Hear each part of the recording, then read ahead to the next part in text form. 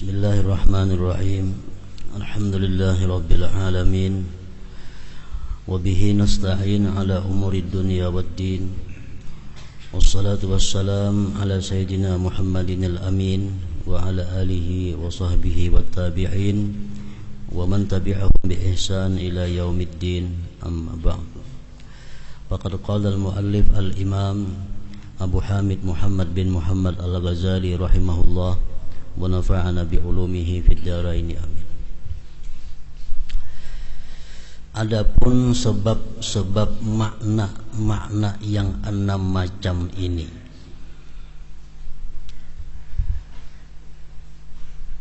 pada minggu yang telah lalu kita membicarakan bahwa khusyuk itu adalah merupakan himpunan daripada 6 perkara. Artinya apabila di dalam sembahyang kita itu ada terhimpun 6 perkara itu, maka sembahyang kita disebut khusyuk. Pertama, hudurul qalbi. Yang kedua, tafahum, paham. Yang ketiga, ta'zim.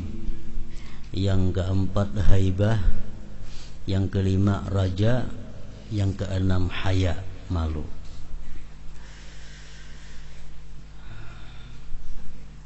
Jadi yang 6 perkara itu kadang akan bisa kita dapatkan kalau kadang melalui sebab-sebabnya. Karena masing-masing ada mempunyai sebab. Hadir hati di dalam sembahyang, sebabnya ada. Nah, di sini Imam Ghazali melanjutkan pembicaraan yang terdahulu tentang sebab-sebab makna-makna yang 6 macam ini. Maka ketahuilah bahwa sebab hadirnya hati adalah keinginan, himmah. Dalam bahasa kitabnya disebut himmah. Dengan adanya keinginan, maka hati kita hadir. Sebab hadirnya hati adalah keinginan. Sesungguhnya hatimu itu mengikuti keinginanmu. Hati kita mengikuti apa yang kita inginkan, apa yang kita idam-idamkan, apa yang kita pentingkan. Maka hati itu tidak hadir, artinya tidak mengingat. Hati tidak mengingat kecuali pada sesuatu yang kamu inginkan.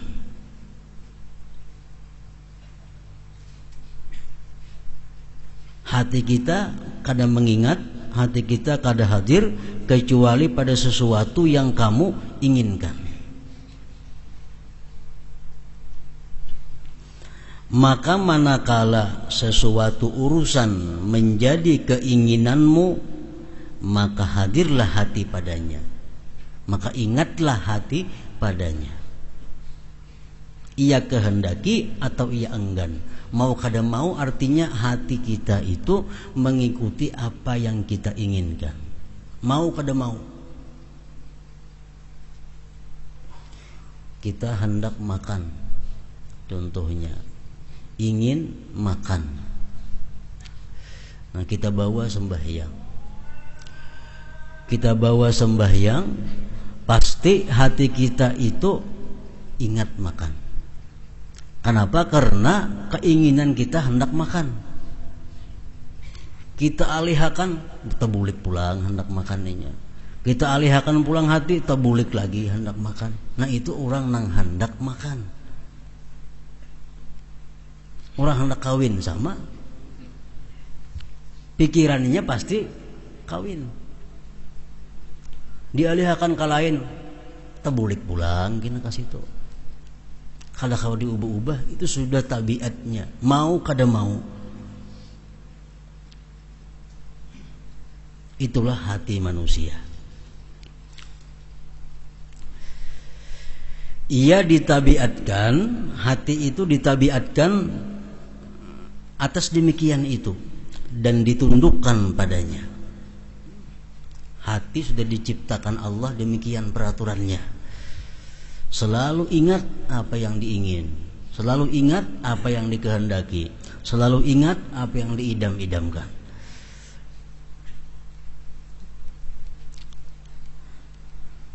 Hati apabila tidak hadir dalam salat, hati kada hadir dalam salat, ia tidaklah menganggur, tetapi ia menembus atau berkeliling mengenai sesuatu yang menjadi arahan keinginannya dari urusan-urusan dunia.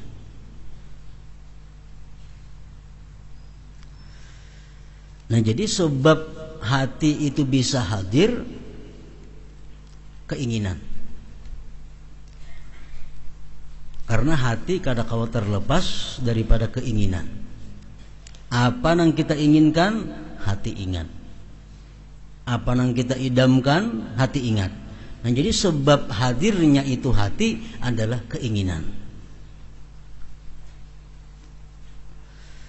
Maka tidak ada cara dan pengobatan bagi penghadiran hati kecuali dengan memalingkan keinginan kepada salat. Kayak apa hati supaya hadir dalam salat itu? Caranya adalah kapinginakan dulu kita kepada salat. Nah, kapinginakan kepada salat. Inginkan hati kita kepada salat. Sedangkan keinginan itu tidak terpaling kepadanya selama tidak jelas bahwa tujuan yang dicari itu tergantung dengannya. Demikian itu adalah iman dan tasdik, pembenaran bahwa akhirat itu adalah lebih baik dan lebih kekal, dan bahwasanya salat adalah wasilah perantara kepadanya. Kayak apa hati supaya ingin lawan salat? Sedangkan biasanya hati ini ingin kepada sesuatu yang sifatnya kenyataan. Hati kita ini kepingin hendaknya sesuatu nang jelas, nang kelihatan, nang bisa dijangkau, nang bisa dinikmati, nang bisa dipakai. Nah, sekarang kayak apa hati kita supaya kepingin salat? Nah, itu membutuhkan iman dan yakin. Maka, nah, apa yang diimani, nah apa yang diyakini bahwa surga itu lebih baik daripada dunia dan tidak bisa ke surga kecuali salat. Nah, itu jalannya. Kalau iman kita kuat, yakin kita kuat bahwa surga itu kada bisa dicapai kecuali dengan salat. Nah, maka diri kita kepingin kepada salat. Bila kita kepingin kepada salat, bisa menghadirkan hati di dalam salat.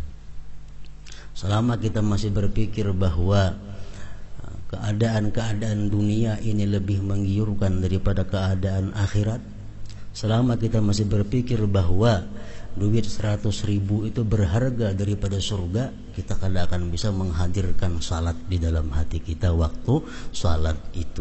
Nah, ini membutuhkan iman dan keyakinan. Jadi kita kaji dahulu apa-apa gunanya salat, supaya kita ini bujur-bujur kepingin lawan salat itu. Nah, kita kaji tentang salat.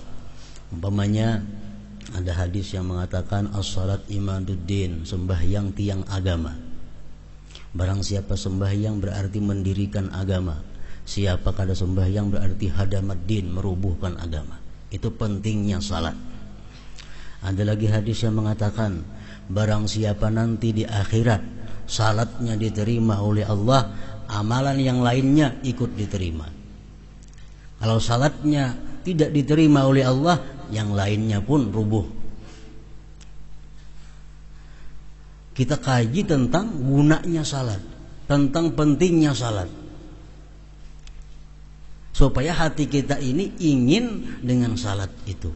Bila hati kita ingin dengan salat, bisa kita hadir hati di dalam salat itu.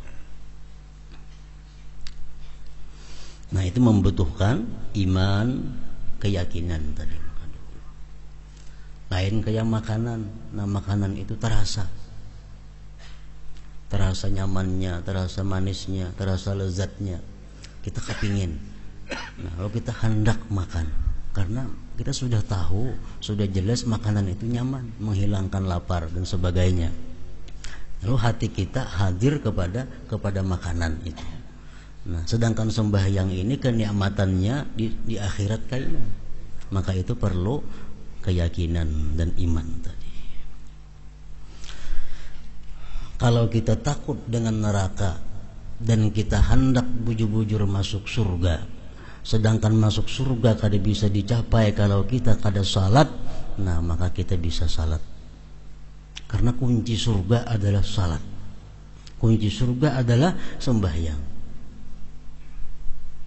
Kalau kita yakin demikian, otomatis kita kepingin lawan salat itu, rindu kepada salat itu. Apabila hal ini disandarkan kepada hakikat pengetahuan tentang kehinaan dunia dan kepentingan-kepentingannya, maka dari secara keseluruhan tercapailah kehadiran hati di dalam salat. Kalau kita sudah bisa meletakkan bahwa akhirat itu lebih daripada dunia, lebih mulia, lebih kekal, lebih lezat, lebih segala-galanya daripada dunia, itu sudah jadi keyakinan kita, tercapailah kehadiran hati di dalam salat itu.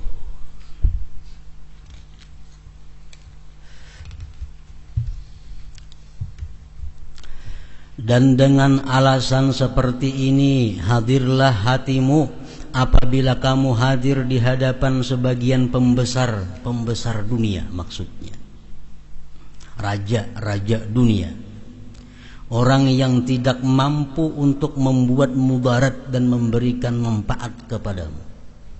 Ini perbandingan.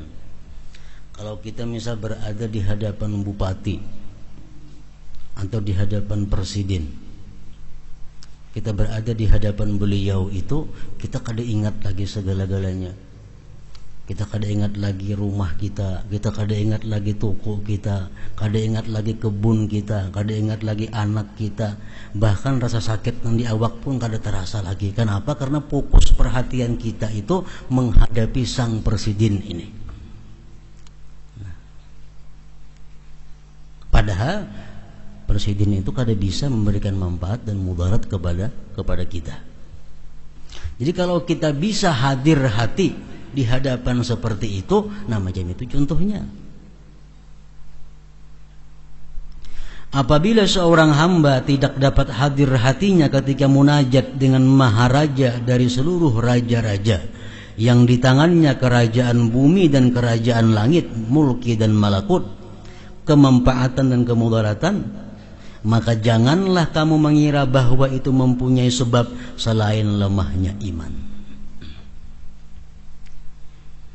Kalau kita di hadapan pembesar dunia, duduk di hadapan sidin, kita bisa melupakan segala-galanya karena hati kita hadir di hadapan presiden. Begitu kita sembahyang, hati kita kada hadir bersama Allah. Hati kita ingat macam-macam. Kada ada sebab lain itu melainkan lemahnya iman. Lemahnya iman. Nah, jelas sudah penyakitnya itu berarti. Maka bersungguh-sungguhlah sekarang dalam menguatkan iman itu. Dan jalannya dikupas secara luas pada selain tempat ini, di bab lain. Kayak apa caranya menguatkan keimanan kepada Allah Subhanahu wa taala, bahwa Allah itu yadurru wa yanfa. Allah memudaratkan, Allah bisa memberikan manfaat dan sebagainya. Nah, itu yang pertama, hadir hati. Jadi hadir hati timbul dari keinginan. Itu sebabnya hati kita hadir adalah keinginan. Apa keinginan kita, disitulah hati kita hadir. Apa keinginan kita, disitulah hati kita adanya. Yang kedua di antara 6 perkara itu adalah tafahum, pemahaman. Nah, jadi kalau kita sudah bisa hadir dalam sembahyang itu, artinya mulut kita, anggota kita bersama-sama dengan hati kita, berarti kita sudah dapat sudus minal khusyuk, 1/6 daripada khusyuk. Padahal kita belum tahu lagi artinya, belum tahu lagi tafsirnya, belum tahu maknanya. Cuma kita selalu hadir hati bersama mulut dan anggota. Masuk dah 1/6 khusyuk kita. Wajjahtu wajhiya lilladzi fatara as-samawati wal arda. Hati kita mengiringi tuh. Hati kita mengiringi mulut kita, atau mulut kita mengiringi hati kita. Hanifan musliman wa ma ana minal musyrikin. Inna salati wa nusuki wa mahyaya wa mamati lillahi rabbil alamin. Nah, hati kita macam itu juga. Jadi hati kita hadir di mana ucapan kita demikian. Kita mengucap Fatihah mulai bismillahirrahmanirrahim sampai waladhdallin, hati kita pun seperti itu. Kita ruku, hati kita sadar bahwa kita ini ruku mengagungkan Allah. Kita sujud, hati kita sadar kita sedang sujud. Nah, hati kita hadir macam itu sampai tuntung, berarti kita dapat 1/6 khusyuk. Walaupun kada tahu nang apa nang kita bacaan itu artinya, tapi kau menghadirkan dalam hati. Adapun pemahaman, tafahum, paham dengan apa yang kita baca, paham apa dengan kita ucap. Maka sebabnya sesudah hadirnya hati adalah mengekalkan pikiran dan memusatkan hati untuk mengetahui makna. Kita kada akan bisa mempaham apa yang kita baca kalau kita belum hadir lagi hati. Jadi andaknya paham nih sesudah hadir hati. Kalau langsung kita mempaham apa yang kita baca, hati kita aja kada hadir dengan apa yang dibaca, kada kawa. Nah, jadi paham terhadap apa yang kita baca, kita ucap itu sesudah hadir dulu hati modalnya. Setelah hati kita hadir, supaya paham apa?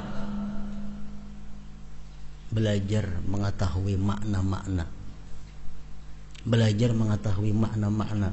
Alhamdulillahirabbil alamin, artinya apa? Maknanya apa? Maliki yaumiddin, maknanya apa? Iyyaka na'budu wa iyyaka nasta'in, artinya apa? Sampai awal akhir sembahyang tahu kita maknanya. Nah, bila tahu kita sudah makna-maknanya itu, kita kawa mempaham laluan. Kawa mengerti nang apa nang kita baca ini. Tapi itu imbah hadir hati maka. Pengobatannya adalah pengobatan penghadiran hati serta menghadapkan pikiran dan sungguh-sungguh menolak geritik-geritik hati. Kayak apa cara mengusahakan supaya kita bisa mempaham terhadap apa yang kita ucapkan ini? Sama dengan cara menghadirkan hati kayak apa tadi?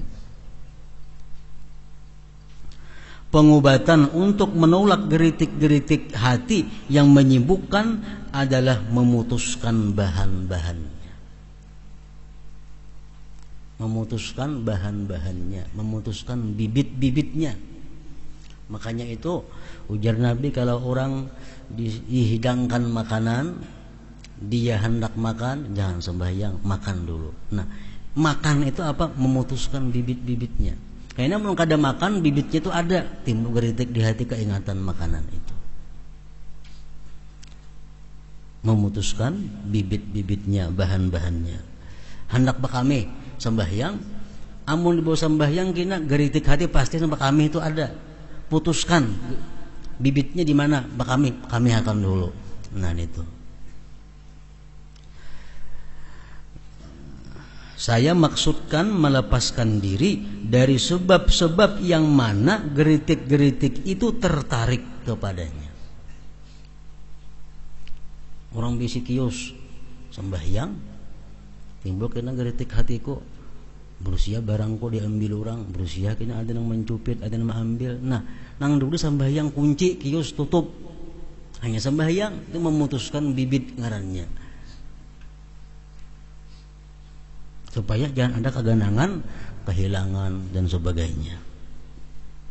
Sepeda motor kah, sepeda kah, nak masih sembahyang kunci sepedanya, itu memutuskan bibit, karena keingatan. Nah, karena berkunci tadi kendaraan, nah berusia ada orang, nah itu timbul geritik-geritik dalam hati yang mengganggu kekhusyuan sembahyang. Dan sesuatu yang mana bahan-bahan itu tidak terputus, maka geritik-geritik itu tidak berpaling. Bila bahannya masih ada, geritiknya kada akan mau hilang.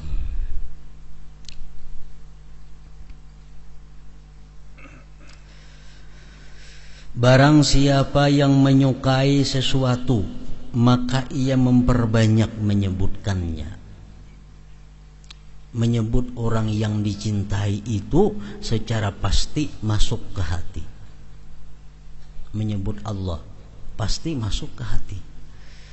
Oleh karena itu kamu melihat orang yang mencintai selain Allah, salatnya itu tidak bersih dari geritik-geritik hati. Kalau masih ada orang, masih ada sesuatu selain Allah yang lebih kita cintai daripada Allah, geritik hati itu pasti ada. Nah, itu yang ketiga. Yang kedua lah, yang pertama tadi hadurul qalbi, hadir hati. Yang kedua memahami apa yang dibaca itu. Nah, kalau sudah kita hadir hati, kita kau memaham sudah makna-makna yang kita ucapkan itu, berarti kita dapat 2/6 daripada khusyuk tadi.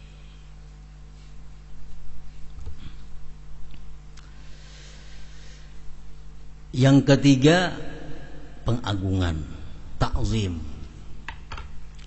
Kita mengucap alhamdulillahirabbil alamin, kada sama dengan kita mengucap terima kasih kepada kawan kita. Kada sama. Kawan kita memberikan kita sesuatu, kawan kita menolongi, terima kasihlah. Jangan sama dengan kita mengucap alhamdulillah. Kenapa? Karena kita mengucap alhamdulillah itu mesti disertai pengagungan Allah. Ada ta'zimnya. Nah, yang ketiga, ta'zim, pengagungan. Orang sembahyang itu mesti ada ta'zimnya, pengagungan kepada Allah. Adapun pengagungan, maka itu adalah keadaan bagi hati yang timbul dari 2 ma'rifat, yaitu 1, ma'rifat mengenal kebesaran Allah Azza wa Jalla dan keagungannya. Itu termasuk pokok-pokok iman. Maka orang yang tidak mengiktikadkan keagungan Allah Azza wa Jalla, maka jiwa nafsu tidak tunduk untuk mengagungkannya. Kalau kita kadang mengakui Allah itu agung, maka kita kadang akan mengagungkan Allah. Jadi modal pertama dulu adalah mengiktikadkan kebesaran Allah, mengiktikadkan keagungan orang yang sekarang ini kita sembah. Yang kedua, ma'rifat mengenal kehinaan diri dan kerendahannya. Nah, 2 itu. Kalau kita 2 ini ada, kita mengiktikadkan, meyakini bahwa kita ini hina karena selalu berhajat kepada selainnya. Kita meyakini Allah itu maha agung. Dari 2 itu terkumpul ta'zim kepada Allah Subhanahu wa ta'ala. Ma'rifat mengenal kehinaan diri dan kerendahannya, dan keadaan diri itu sebagai hamba yang ditundukkan dan dididik, dipelihara oleh Allah. Sehingga dari 2 ma'rifat itu lahirlah ketenangan, kelunakan dan kekhusyuan kepada Allah Subhanahu wa ta'ala. Kenali diri, kelemahan-kelemahan diri. Kenali sifat-sifat keagungan Allah. Nah, bisa tuh mengagungkan Allah.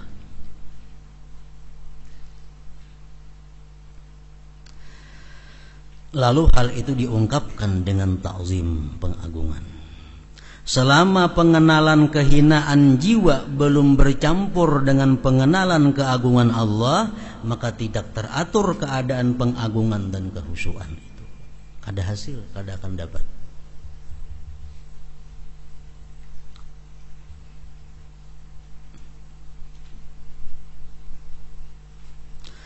Sesungguhnya orang yang memandang dirinya tidak membutuhkan terhadap orang lain dan aman pada dirinya adalah boleh bahwa mengenal sifat-sifat keagungan dari orang lain, namun khusyuk dan mengagungkan tidaklah menjadi keadaannya. Kata kawa ta'zim,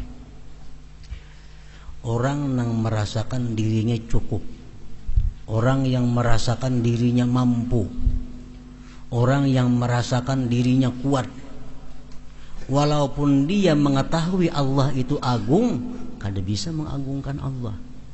Kenapa? Karena dia kada merasa berhajat kepada Allah. Tahu aja seorang ini, tahu aja bahwa Allah itu agung, Allah itu maha segala-galanya, tapi dirinya merasa kuat juga, dirinya merasa kaya, dirinya merasa berkuasa, dirinya merasa kada butuh orang siapa juga pun, mampu apa yang dia kehendaki terjadi. Nah, walaupun dia mengiktikadkan Allah itu maha agung, tapi ia kada kau mengagungkan Allah. Kenapa? Karena dirinya merasa kada berhajat kepada Allah.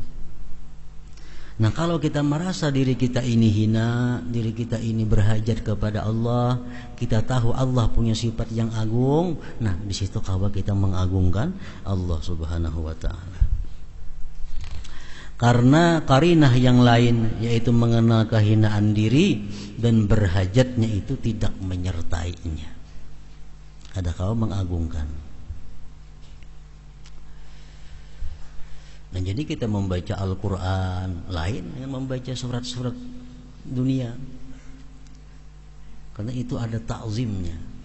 Quran ini kalam Allah, kalam Tuhan yang maha agung, sedangkan aku adalah makhluk yang serba kurang, serba hina.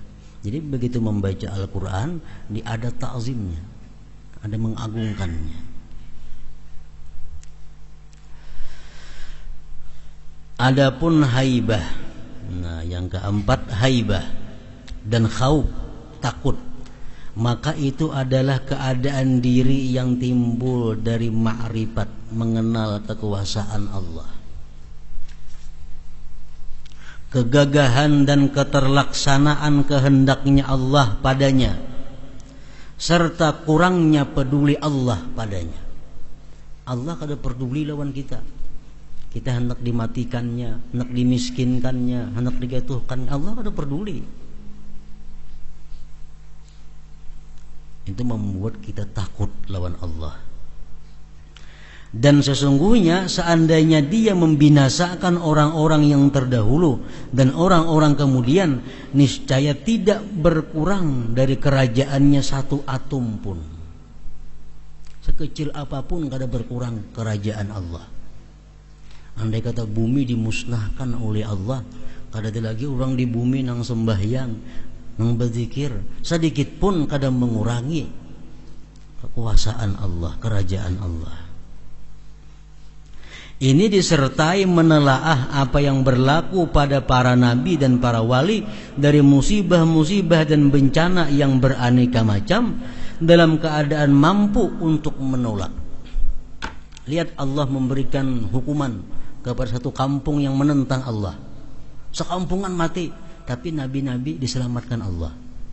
Padahal nabi itu hidup di kampung situ, di daerah situ, satanah lawan itu. Allah turunkan bala, nang kafir mati, nang nabi selamat. Daripada kuasaannya Allah Subhanahu wa ta'ala memilah mana nang diberi bala, mana nang selamat. Berbeda dengan apa yang disaksikan daripada para raja bumi. Nah, kalau raja-raja dunia, kaulah menghindari bala, kaulah menghindari bencana, kada kawan. Kalau Allah bisa menurunkan bala bencana dan bisa menolaknya, menjauhkannya.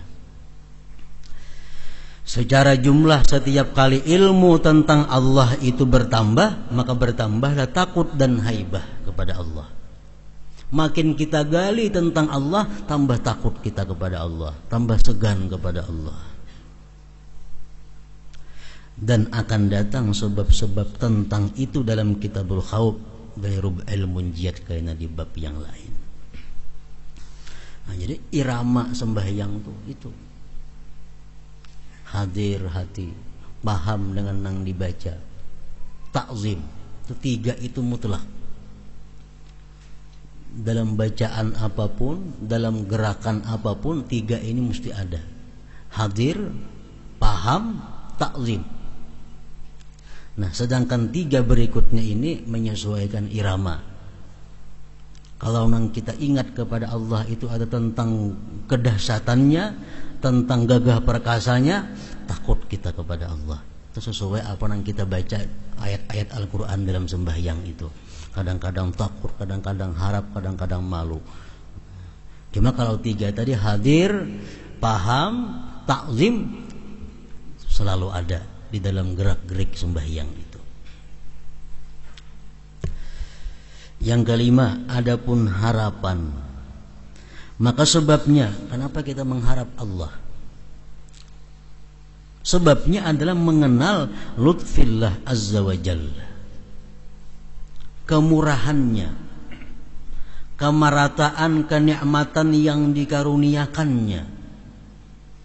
Kita kenal Allah itu memberikan nikmat kepada orang kafir, Allah memberikan nikmat kepada orang yang taat, Allah memberikan nikmat kepada orang yang durjana, Allah memberi nikmat kepada orang yang zalim. Kita yakini itu, kita bisa berharap, kadang bandaya aku kada dapat nikmat. Nah, di situ ada harapan. Si kafir tuh jadi dapat nikmat, apalagi aku. Nah, di situ ada harapan kepada Allah. Dan kelembutan ciptaannya, mengetahui kebenaran pada janjinya Allah yang berupa surga karena salat itu. Orang yang salat dengan betul-betul salat dijanjikan surga oleh Allah. Nah, di situ kita ada harapan. Apabila telah hasil keyakinan terhadap janjinya dan mengenal kelembutan balas kasihnya, maka terbangkitlah dari kumpulan ini harapan dengan pasti. Ini sembahyang itu ada juga harapnya kepada Allah, ada juga takutnya kepada Allah.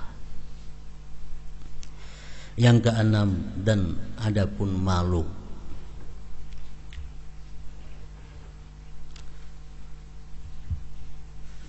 Malu ini paling tinggi derajatnya di antara takut, harap, tadi malu.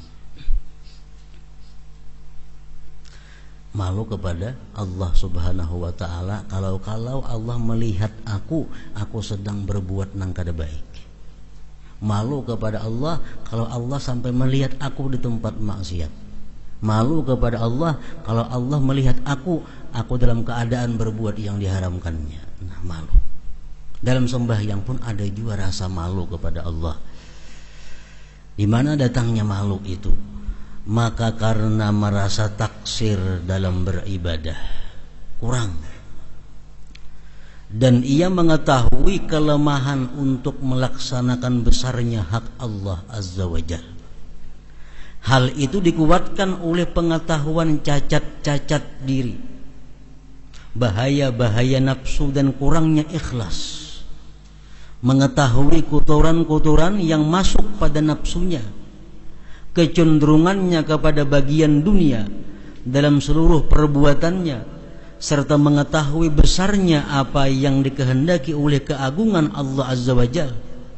Karena dia melihat terhadap rahasia, Allah melihat rahasia, geritik-geritik hati meskipun kecil dan tersembunyi. Nah, kalau kita meyakini itu, kita malu kepada Allah Subhanahu wa taala. Kebiasaannya malu itu timbul kepada Allah di dalam sembahyang itu, di waktu kita meminta kepada Allah, di waktu kita memohon kepada Allah. Di situ biasanya timbul antara harap lawan malu. Harap mudah-mudahan doa ini dikabulkan Allah, walaupun ada juga malunya karena kebanyakan minta kepada Allah, padahal banyak maksiat kepada Allah. Nah, pengetahuan ini apabila diperoleh secara yakin, maka terbangkitlah daripadanya secara pasti suatu keadaan yang disebut dengan malu.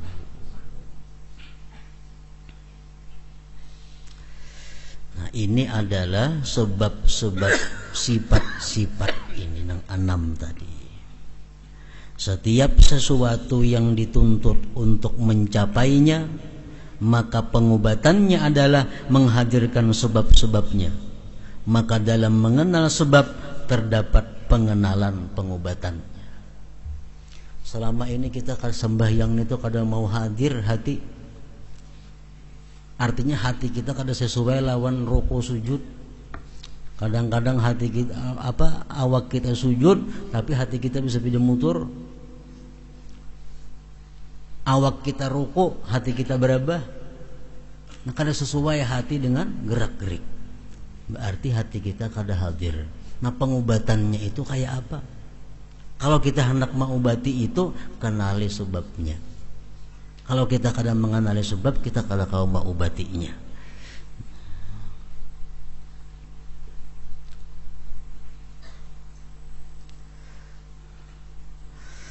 Ikatan seluruh sebab-sebab ini adalah iman dan yakin. Itu sentralnya di situ. Iman dan yakin. Kalau keyakinan dan keimanan yang kuat, mudah untuk segala sifat 6 perkara tadi. Ikatan seluruh sebab-sebab ini adalah iman dan yakin. Dengannya saya maksudkan pengetahuan-pengetahuan yang telah kami sebutkan. Mempaham makna-makna bacaan Al-Quran kada kawa. Kenapa? Karena kada mengerti bahasa Arab. Nah, tahu sebabnya, belajarlah bahasa Arab. Belajarlah makna-makna Fatihah. Belajar makna-makna Subhana Rabbiyal A'la, Subhana Rabbiyal Azim. Belajar apa itu maknanya tahiyat, apa itu maknanya kunut, apa itu maknanya bacaan sujud dan sebagainya.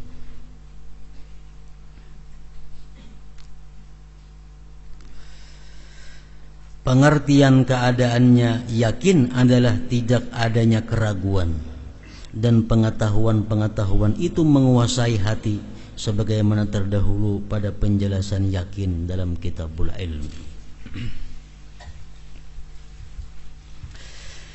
Dan dengan kadar keyakinan itu hati menjadi khusyuk. Itu kesimpulannya. Khusyuk kita dalam sembahyang sangat tergantung dengan keyakinan dan keimanan. Orang yang keimanan keyakinannya kuat, sembahyangnya khusyuknya kuat. Imannya yakinnya lemah, khusyuknya pun lemah. Oleh karena itu Aisyah radhiyallahu anha berkata, "Kana Rasulullah sallallahu alaihi wasallam yuhadditsuna wa nuhadditsuhu, fa idza hadaratis shalah ka'annahu lam ya'rifna wa lam na'rifhu." Artinya adalah Rasulullah sallallahu alaihi wasallam berbicara kepada kami dan kami berbicara kepada beliau. Bapandiran kami lawan Rasulullah. Ujar bini sidin nih. Apabila datang salat, maka seolah-olah beliau tidak mengenal kami dan kami tidak mengenal beliau. Artinya kalau yang bapandiran nabi kita tertawa, nabi kita bagaya, nabi kita takurihing, senyum. Begitu tiba waktu salat, nanti kita berubah. Nah, seolah-olah kami kada pinandu lagi lawan sidin pun kada kenal lagi lawan kami. Kenapa? Karena punya keyakinan yang kuat daripada Nabi, beliau akan menghadapi Tuhan yang Maha Agung tadi. Itu intinya di situ. Bila orang menganggap Tuhan itu macam kakawanan saja, nggak sembahyangin begaya dulu sahabat saja. Tuhan kayak kakawanan dianggapnya. Sembahyang begaya, bertawaan, bertunjulan. Nah, itu melecehkan Allah Subhanahu wa taala. Belum tentu sembahyang orang ini sudah disiksa oleh Allah. Apa siksanya? Sembahyang itu dibentuk Allah menjadi kain yang kasar, dipukulkan ke wajahnya. Makanya kulirnya sembahyang. Kenapa? Bila sembahyang dipukul orang. Malah sembahyang. Kenapa? Bila sembahyang dipukul.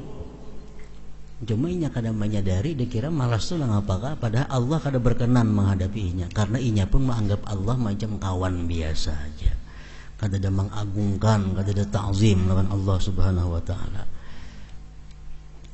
Rasulullah contohnya, kalau hendak sembahyang walaupun asalnya bagaya lawan bini, begitu hendak sembahyang sudah ampih kada kenal lagi siapa-siapa.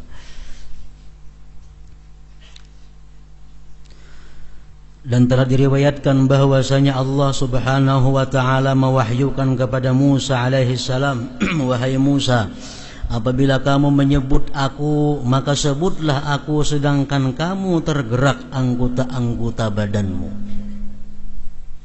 Artinya, wahai Musa, kalau ikam menyebut namaku, hendaklah kamu itu takut kepadaku. Orang takut itu biasa menggetar awaknya. Nah.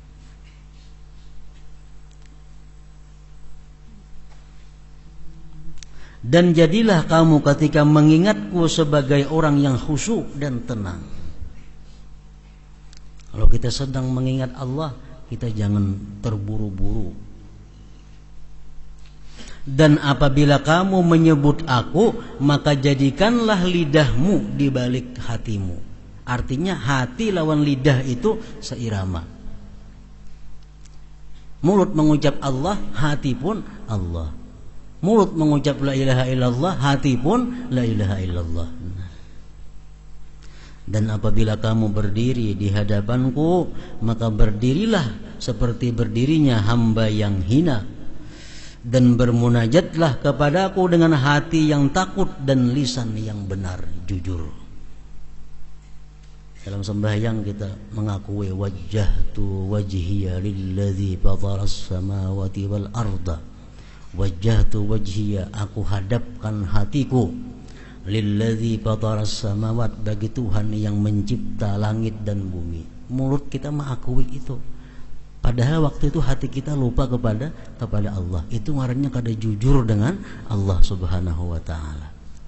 Mulut kita mengucap maha suci Allah, tapi hati kita lebih mementingkan makhluknya Allah, kada jujur dengan Allah Subhanahu wa taala. Dan diriwayatkan bahwasanya Allah Ta'ala mewahyukan kepadanya Musa alaihi salam, katakanlah kepada orang-orang yang durhaka dari umatmu, janganlah mereka menyebut aku, karena sesungguhnya aku telah bersumpah kepadaku bahwasanya orang yang menyebut aku, maka aku menyebutnya. Bila kita menyebut Allah, Allah menyebut kita. Kita mengingat Allah, Allah mengingat kita. Dan apabila mereka orang-orang yang maksiat menyebut aku, maka aku menyebutkan mereka dengan kutukan, dengan laknat. Orang-orang zalim, orang-orang yang banyak punya dosa-dosa besar, kalau dia berzikir, Allah bukan membalas zikir dengan zikir, membalasnya dengan laknat.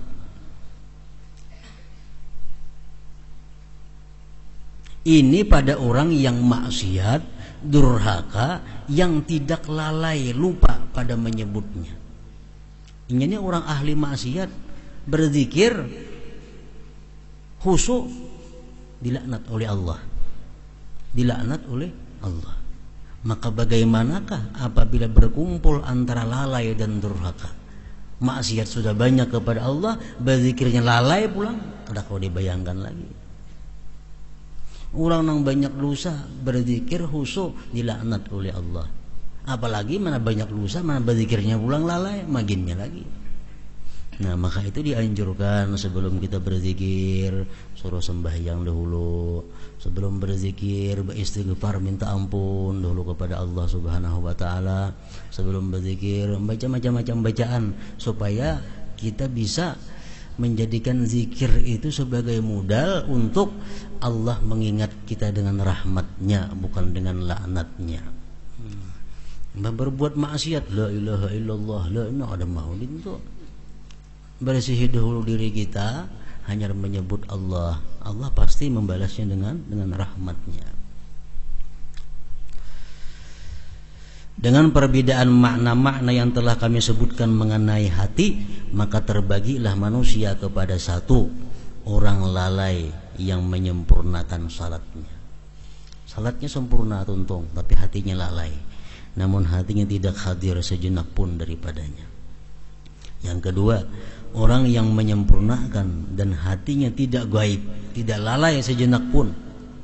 Bahkan terkadang ia pusatkan himmahnya, keinginannya padanya Allah. Sekira ia tidak merasakan apa yang berlaku di hadapannya. Daripada saking fokusnya dia kepada Allah, dia kadang menghiraukan lagi, kadang merasakan lagi apa yang berlaku di sekelilingnya. Oleh karena itu Muslim bin Yasar tidak merasakan runtuhnya tiang masjid di mana manusia berkumpul kepadanya. Perhatian sembahyang Muslim bin Yasar, salah seorang aulia Allah, sembahyang runtuh masjid, kada tahu. Dari saking fokusnya kepada salat itu. Dan sebagian dari mereka menghadiri jamaah sesaat, namun ia tidak mengetahui sama sekali orang yang di sebelah kanan dan kirinya. Masjid umpar sembahyang berjamaah, siapa dihiga ada tahu. Kenapa? Karena pikiran bukan kepada orang yang dihiga kiri kanannya. Ini kada hafal sama masjidan orang di masjid di mana.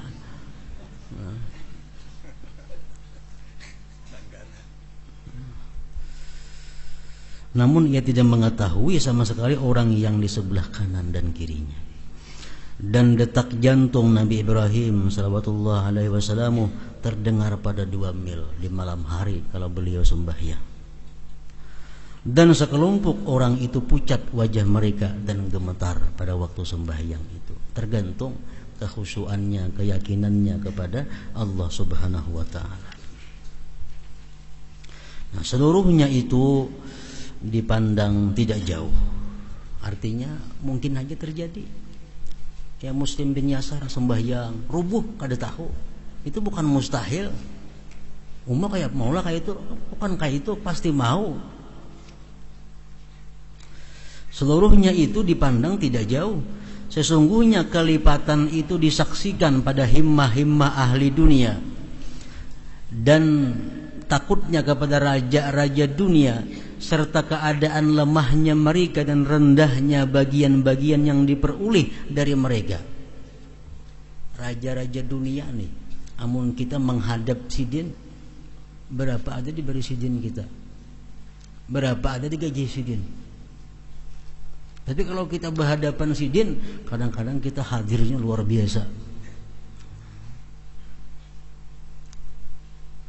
Sehingga seorang masuk kepada raja atau menteri dan ia mengatakan kepadanya akan kepentingannya, ulun presiden perlu kepada pian ini.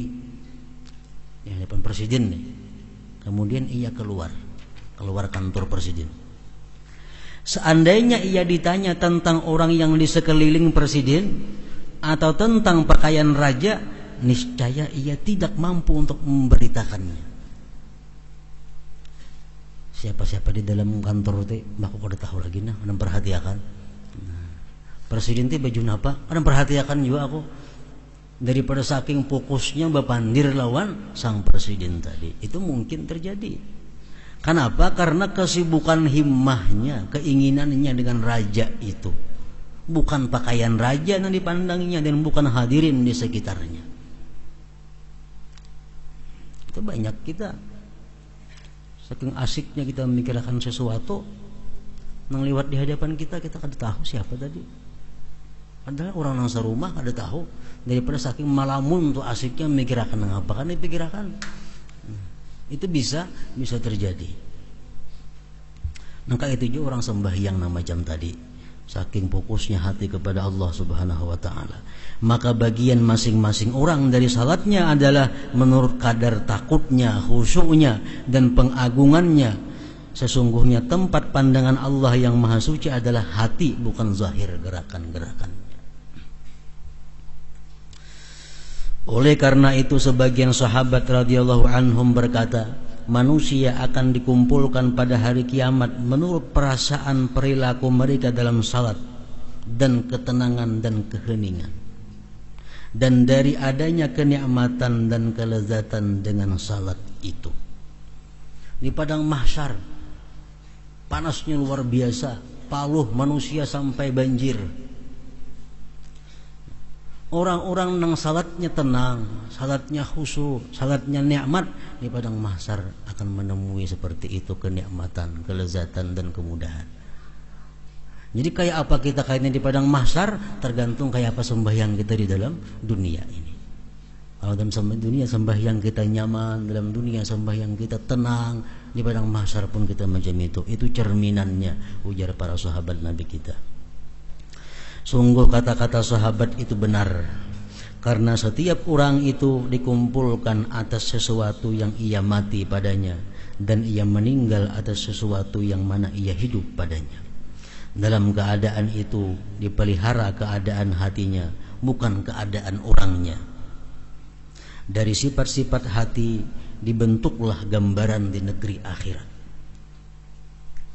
Dan tidaklah selamat di akhirat itu kecuali orang yang datang kepada Allah dengan hati yang selamat. Kita mohon kepada Allah akan baiknya pertolongan dengan balas kasih dan kemurahannya. Amin ya rabbal alamin. Kemudian penjelasan tentang obat yang berguna dalam menghadirkan hati. Kayak apa caranya supaya hati kita bisa hadir dalam sembahyang itu.